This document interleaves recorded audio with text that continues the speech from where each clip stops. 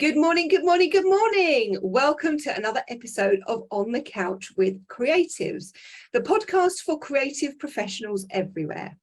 We're part of the Creative Group, which is a safe space for creative professionals in all the creative industries to come together, connect, grow, and create together and develop their creative businesses. But without further ado, Julie, who do we have on the couch today? Hi, I'm Julie, and on the couch this morning is SARA STARLING, an award-winning voiceover artist who's been voicing for 3 decades. And so the chances are you've heard her dulcet tones somewhere before. Hi, Sarah. Hi, it's lovely to be on the couch with you both. Well, thank you for joining us. Pleasure. So you have been voicing many, for many of the world's top brands, such as Ikea, Lloyds, Mercedes, M&S, Samsung, Netflix, the list goes on and on. BBC. So before we start asking anything about your career, let's take a listen. If your skin were wearing a wash label, what would it say? Dove believes no matter what, all skin deserves gentleness. Brussels Airport, home to millions of stories and infinite possibilities. An airport with a bright future. No post, no glance, no email is worth a life.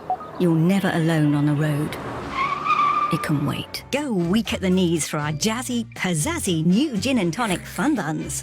Roberts, embrace the new. Make way for Her Majesty ascending her throne. The Lady of the Loo and her royal helper, Can Do. Want a sneak peek of the new Honda CR-V Black Edition? Close your eyes. All the power of an SUV, all the clever thinking of a Honda. Andrex, loved by them and their families for over 75 years.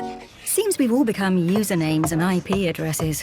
That's why at Starbucks you have a name, and we try to get it right. To us, it's personal. With fruit, the vines that round the thatch eaves run. Enjoy all the delicious flavours of autumn.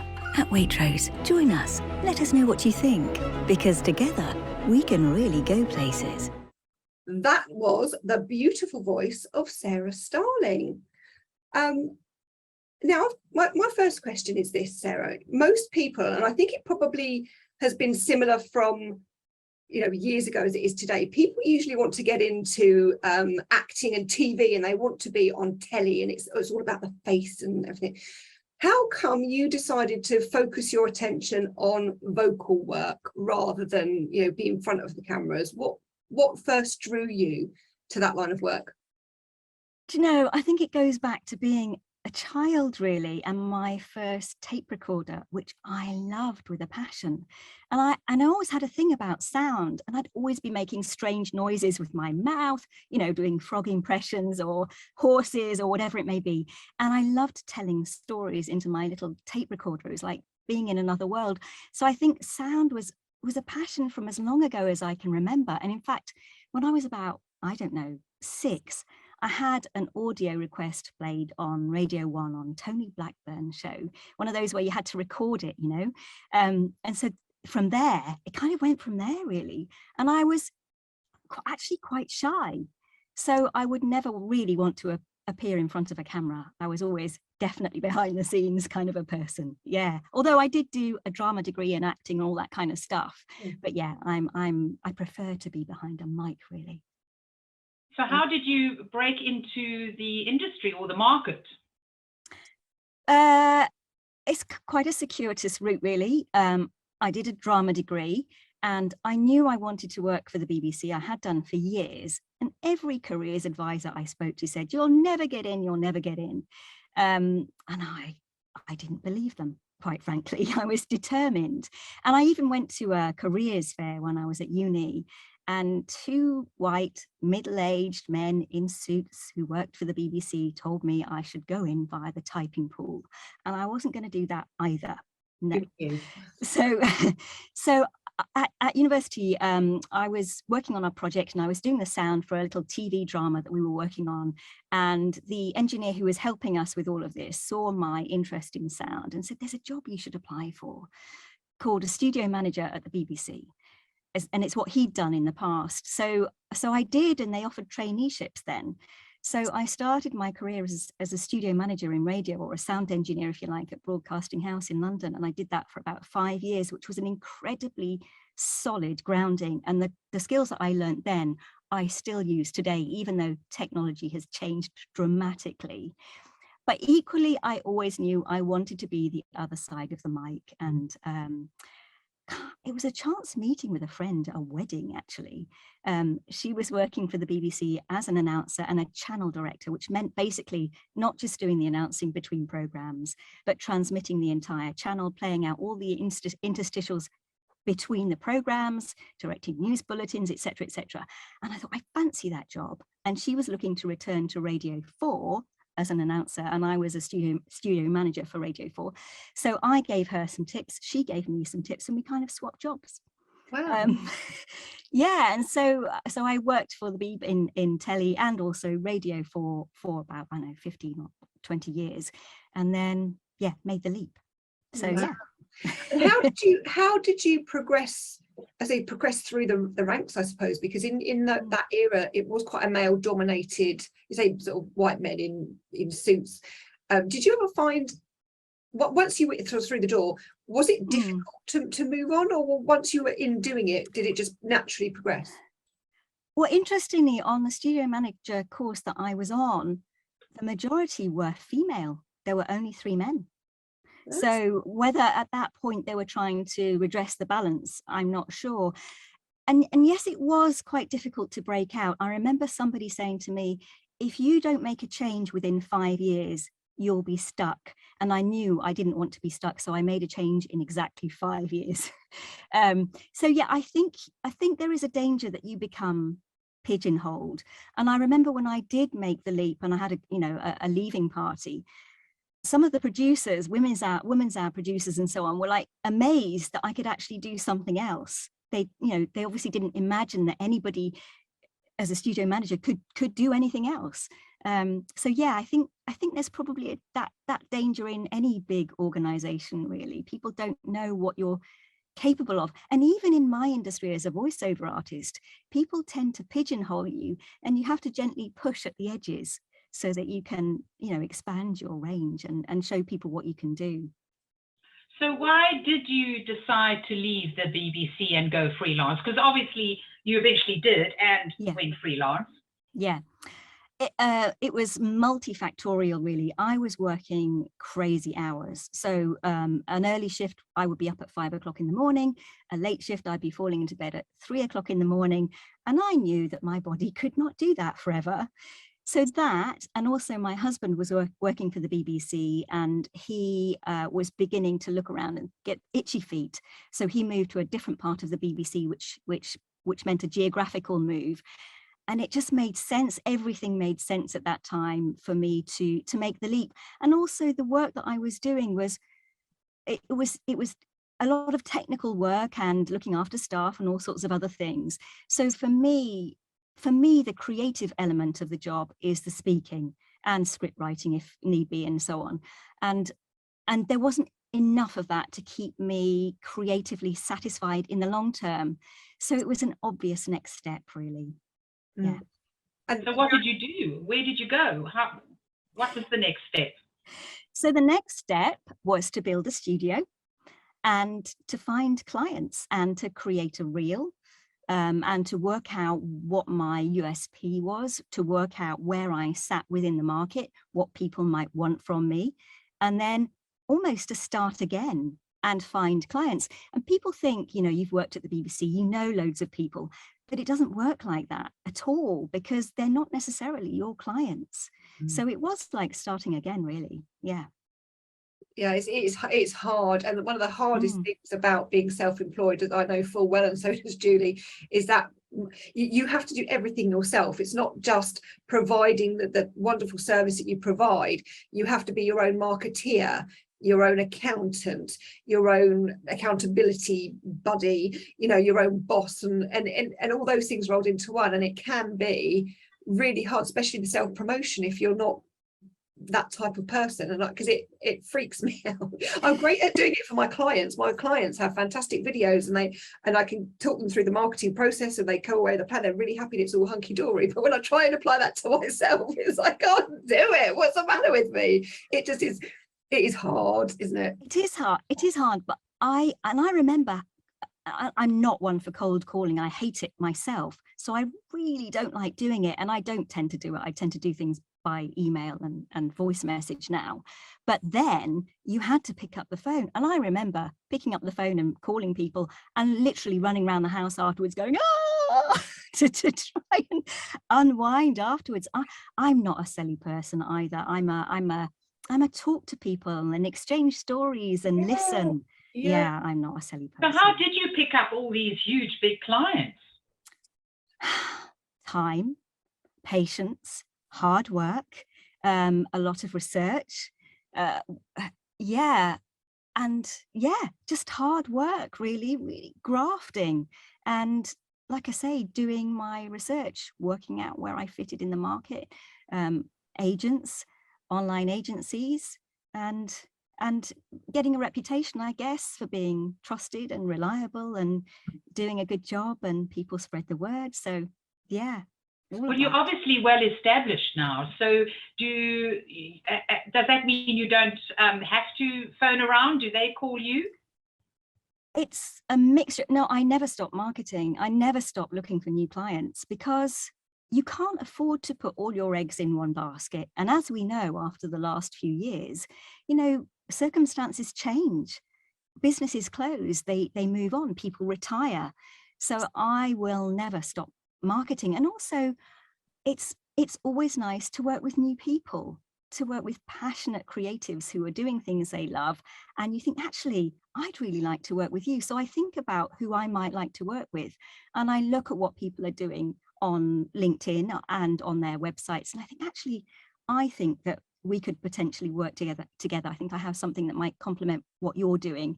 And I like your ethics and all that kind of thing. So no, I never take anything for granted, ever. And I never stop working hard. Yeah, and it is hard work. And I say we met, didn't we, Sarah, on LinkedIn? I started seeing your post. I can't remember how you appeared in my feed, and algorithms are still a bit of a mystery to me, I have to admit.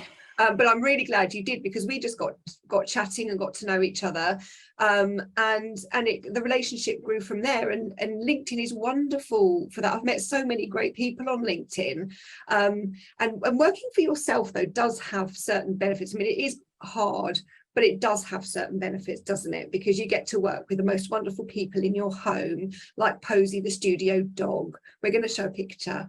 Yeah. Oh, I wouldn't be without Posy the studio dog, because obviously when I was working at the Beeb and I worked all of those crazy hours, there was no way we could ever have a dog. And I remember somebody asking me years ago, if you were going to give a piece of advice to somebody who was just starting out as a voiceover artist, what advice would you give them? And I said, tell them to get a pet. Because actually it can be quite a lonely existence. You're in a small box talking to yourself endlessly. You might have clients on the end of the line. You might be directing yourself. And as you've said, you're doing your own marketing, your own accounting, and so on. And occasionally you'll go to another studio, but a lot of us work from our own studios.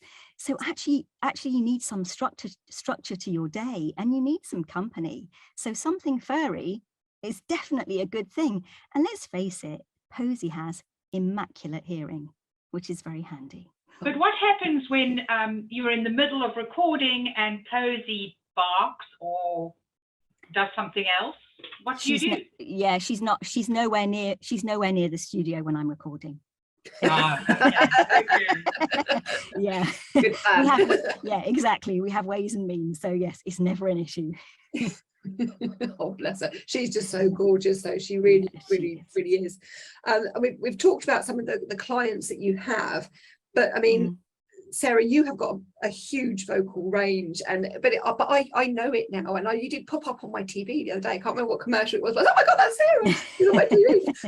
I got really quite excited. I was bouncing up and down. But we're going to just play a clip now of your comedy reel with some characters that you voiced, because it is really rather marvellous. So take a listen to this.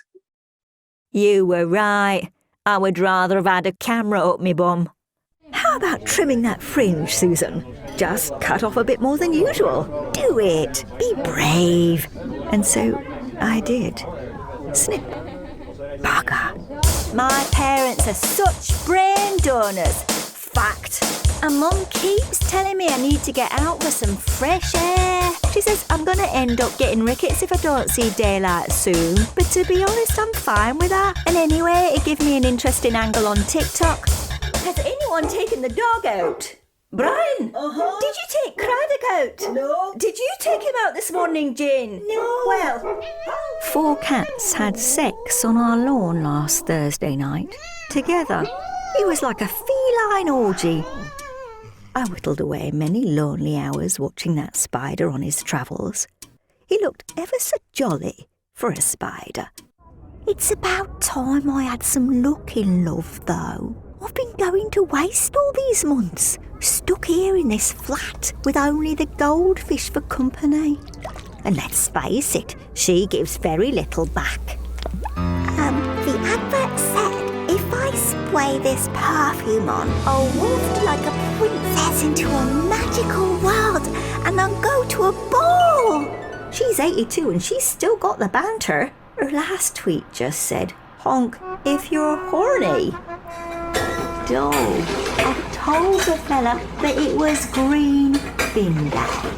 How the hell can I make that sound alluring? I mean, what am I gonna do? Put on my best Marilyn Monroe voice? Deliver it in a song? happy green bin day, Mr. Dishy neighbour, with your good legs and nice bum. Happy green bin day to you. She said she was mortified when she found out she was expecting again. Said she thinks this one may have been conceived that day in January when her broadband went down. And without Netflix, what else were they going to do? I said, in future, dear, leave your nipples at the door. Everybody wants job advice from me. I really want to be an air hostess. I've always fancied being an air hostess. There she was, La Jenkins in all her enormous glory, waddling her way into Sainsbury's. I knew instantly it was her. She is unmistakable. That colossal rump of hers was trailing behind her like a reluctant donkey.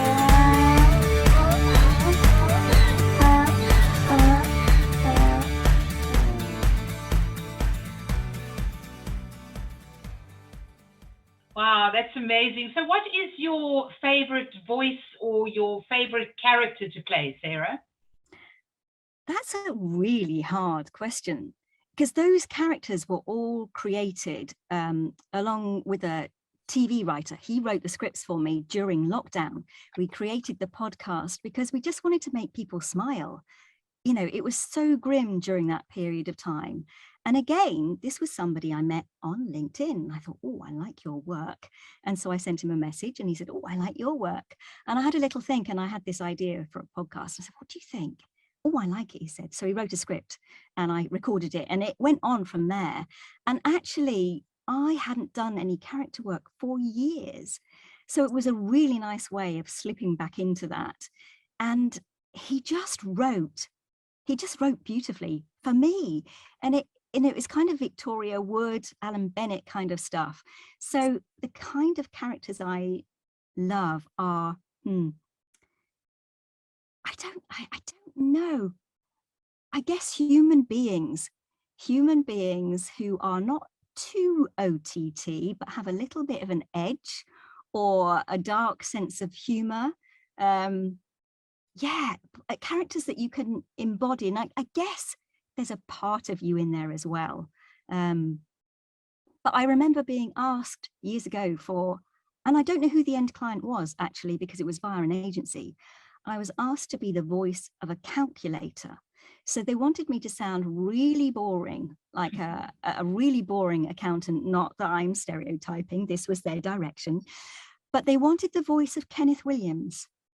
So I think that was one of my most interesting, Go on, challenging characters. tell us. I honestly don't know if I could do it now. This was years ago, and it took a little time to get into, but I think I gave them what they wanted.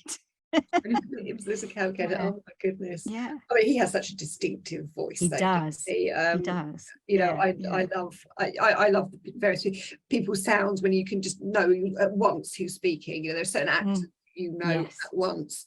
But I also love actors who can do different voices. Like Peter Sellers was Oh, he's fantastic amazing. at Yeah. mimicking voices. And again, because I didn't realize, I mean, he did voiceovers for some quite serious films as well, and he did David Niven's voice for, was it Paper Tiger, that film, when David Niven got really ill suffering with his throat cancer.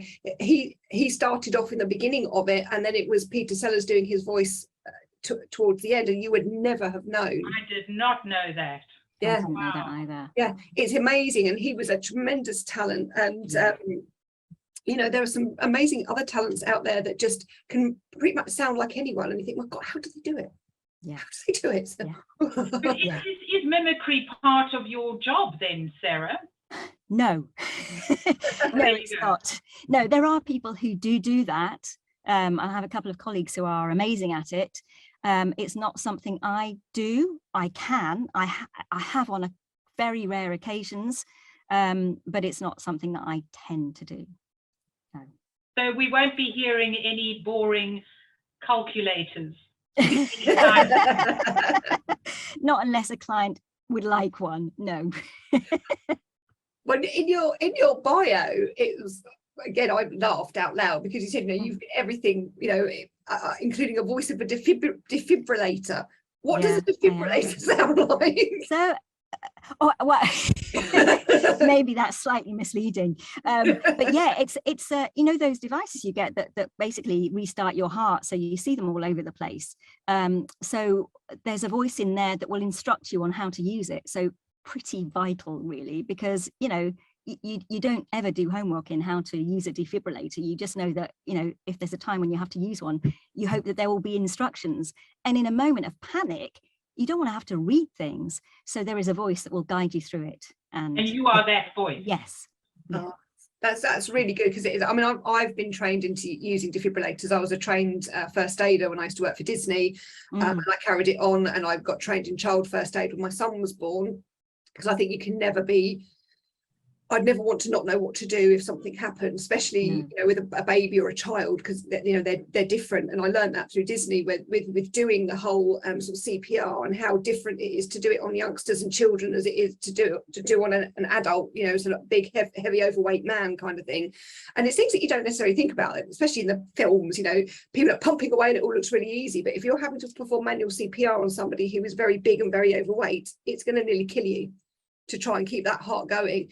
So they are very, very important, and we should have more of them everywhere, because they do save lives, don't they? They really do. Absolutely. Yeah, really important. Yeah. In fact, we just raised funds for another one in our local park. So yeah, it's fantastic.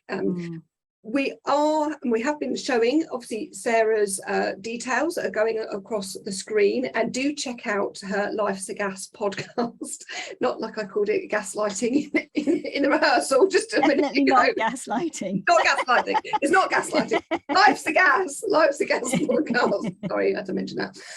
All the details going across the screen now, and we're just going to finish off, Sarah, with your top 3 tips for you know, aspiring voiceover artists. And you know, obviously the first one is ignore your careers advisor. Whatever rubbish they send to you, just ignore it and do it anyway.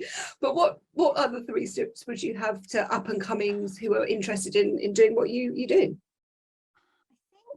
I think I'm going to keep it realistic.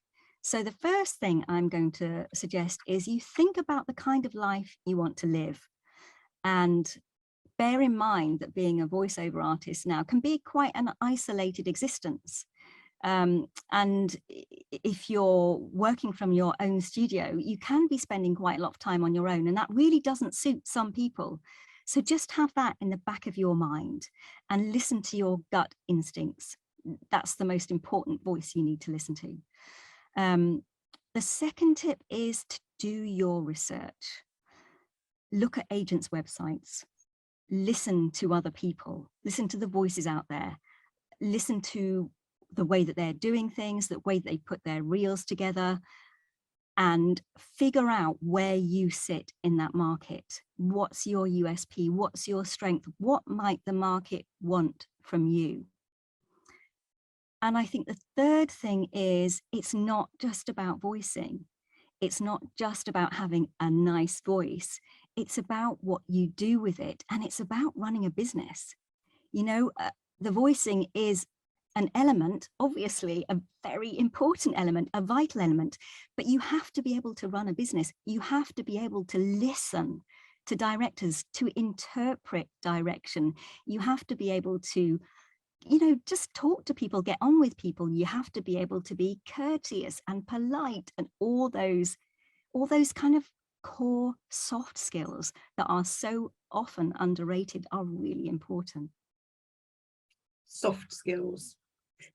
Yes, definitely. Because at the end of the day, you're running a business, as you said. Exactly. But having a good voice obviously is a gift. Not everybody has a good voice. So would you tell people to get their voices tested, or how would people know that they don't have a good voice? A good voice is in the ear of the beholder, really. And as I say, it's not always about your voice, it's about what you do with it. So it's about whether you can talk to time. You know, if it's a TV commercial and you've got 8 seconds, you've got 8 seconds and not a fraction more. So talking to time and and to picture can be really important. Well, it is really important. And interpreting and being able to deliver emotion and to pitch things and to be able to vary your pitch and, you know, intonate sort of correctly for the material and interpreting copy, all of those things are wrapped up in it. It's not just about having a good voice, but obviously there are vocal coaches out there, and there are people who can help you if you need a bit of training. There are plenty of people, and there is oodles of advice out there. You know, social media platforms are a treasure trove for you, so go digging. And that is what Creatives is for. We have a wonderful voice coach in Creatives, Donald Woodburn, who's actually based in Sydney, Australia, and who was on the couch a few weeks ago. And, you know, he does marvellous vocal voice training. And the one thing that Julie touched on earlier, I think, is, you know, the fact that we're now on Zoom and things like that. People are so much more accessible these days, aren't they? You know, so the voice is out there if you go looking. Yeah, I think, you know, we almost all have to be reasonably good at public speaking now, don't we?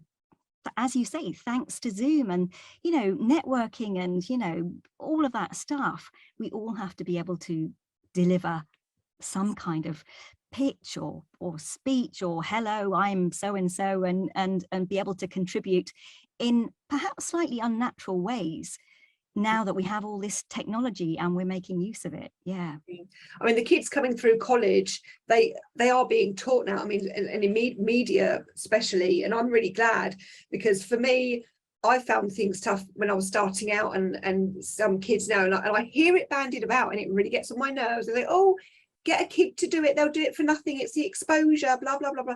Is that, well, I don't think you're going to get a kid to do it these days for no money, because they're being trained in college what their value is.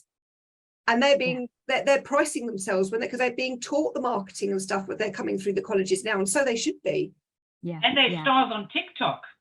Yeah, absolutely. I mean, yeah, too right. I think that line of do it for the exposure has to die, doesn't it? I think it is slowly dying. She says, hopefully. Yeah. Especially exploitation of youngsters, I really don't like that.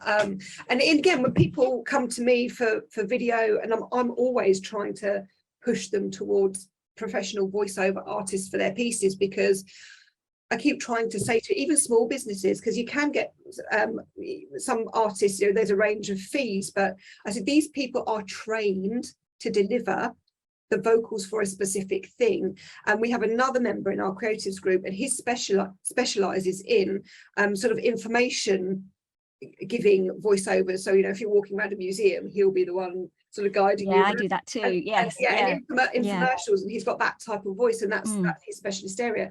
And I said, and that's the difference, is somebody who can make something that's dry sound not dry. That's the skill. Yeah, I mean, I voice a huge amount of corporate stuff, corporate, medical, museum guides, all of that stuff. And it is really important, and loads of on hold messages, telephone on hold messages. And it's really important, if you think about it, if you're running a business and the first contact your customer has is on the phone, and that message is recorded by, I don't know, Jake, who works in the post room, chances are it's not going to create a great impression. So I think the voice of your brand, of your organization, is actually really important. And I don't know about you, but if I'm listening to something on the radio or a podcast or something, and the voice is not great, I'll switch off. So I think you have to remember that a voice actually can make or break your business. It is really important. It's more important than you might think it is. Yeah. Super. Well, obviously, we're putting the details of your podcast down at the bottom of the screen. Thank you. I tell you what, next time I go to my GP, I'm going to try and get him to book you to do his bloody telephone message, Sarah, because it's awful. And it just goes on and on and on, and it's, oh gosh, you know. But I do messages for quite a few GP surgeries. Yeah. And like I say, again, it's really important, because people, if they're phoning a GP surgery, may well be stressed and anxious. And I do have quite a few funeral parlours as well. And I remember somebody saying to me, somebody I know saying to me, I had to phone this funeral parlour the other day, and I was in a really stressful state of mind. And I think it was you, and you really calmed me down. And I thought that was so lovely. So these things, these seemingly small things really do matter. They do. They really, really do. I'm going to have a word. It is awful, tell you. I don't know, I'm more stressed when I start off the phone call when I've come off the phone with him. But anyway, okay, we've got the last few minutes left. So we are now going to play our lovely values jam game that I will try and shuffle without dropping them all over the place. And I'll try not to go into my usual spiel, Julie, because I know you don't like it. My cards. My soft. No, I won't. I'll stop. You have a little private moment, that's fine. Exactly, I am. I was like, they're just so soft. They're just touchable. You've got to get some. They're like, if you're stressed, just stroking these. Oh God. We had Sarah Rhodey, who wrote a Mills and Boon, and I was joking with her. I could write a Mills and Boon about my car. I'm sure you can get treatment for that, Melanie. I'm sure you can. Yeah, Julie's probably thinking, oh my God, I'm going to book her in. Right, okay. That sounds really bad, doesn't it? I just love them. Okay, so I'm just going to run my finger along the card. You just say stop when you're ready for me to stop. Or pull a card. Stop. Okie dokie. Oh my God, this is another really apt one, Julie. Can't believe we pick all these brilliant cards for our guests, or they pick them. It's karma. We have got relationships. Wow, how many times have you read my LinkedIn posts talking about human connection? And that is what my work, my world is all about. It's about relationships. Voicing business, it's all about relationships. They are, well, they're vital, aren't they? They are. They're just vital. Totally is. Totally is. Yeah. So, Sarah, what does relationships mean to you? What does it look, feel, and sound like? Oh, wow. I don't even know where to start. I know, it's a weird question. It's warmth. It's humanity. It's everything. To me, it's everything. I always say sort of relationships and friendships are the jewel in life's crown. It's how we communicate with each other. It's how we humans are social animals, aren't we? So I think relationships are so important in personal life and in business. You know, they make the world go round. And you know as well as I do, if you're working with somebody you get on with, like a house on fire, and that person is as passionate as you are about what you're doing, you create something really special. That relationship is so important. Equally, if you're working with somebody who, you know, doesn't want to make that connection and kind of does their job and you do your job, yes, you can create good work, but it just misses that little spark sometimes. A little bit of magic, doesn't it? Yeah. To me, I kind of, being very visual, I think of relationships when we're talking about this, because again, I'm seasoned at this now, Julie, and I've done this so many times, but to me, it's like a babbling brook on a sunny day, that sort of running through, that connectivity of life. And, you know, babbling brooks babbling over just sounds really happy, you know, and that's kind of what it looks like to me. That must sound really weird, but it doesn't sound weird. No, it doesn't sound weird, because I'm seeing a globe. I'm seeing the earth, and it's kind of all warm and pinky and red, and yeah, there's this kind of connection running between all these little dots that are people. So yeah, I get it. Yeah. Wonderful. What about you, Julie? What does it mean to you? No, don't put me on the spot here. All right, I won't then. Babbling brook.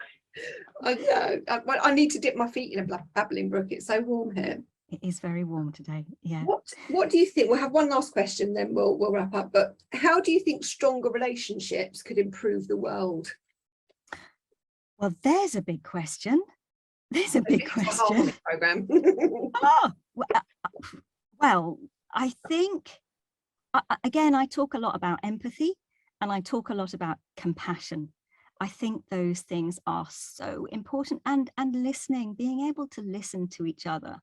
And I was talking to a friend who's having a really hard time the other day, and I was saying to her that actually, when you go through really difficult stuff in life, which we all do, it's an opportunity. It's always an opportunity to learn something, to become a better person. And also, because you learn stuff, it means that you can help the next person along the way, because otherwise all of that tough stuff is for nothing. So I think the listening, the mindful living, being aware of what you're living through, you know, the way that life is changing, what you need to do, how you need to change, how you can help other people along the way. Because really, you know, we've seen this said so many times, but we are on a piece of rock hurtling through space. The least we can do is help each other through it, don't you think? Yeah, absolutely. Wonderful. Absolutely. And on that very lovely note, thank you, Sarah, for joining us on the couch today. It's been an absolute delight, and we'll have more for you next time. See you. It's a pleasure. Thank you so much.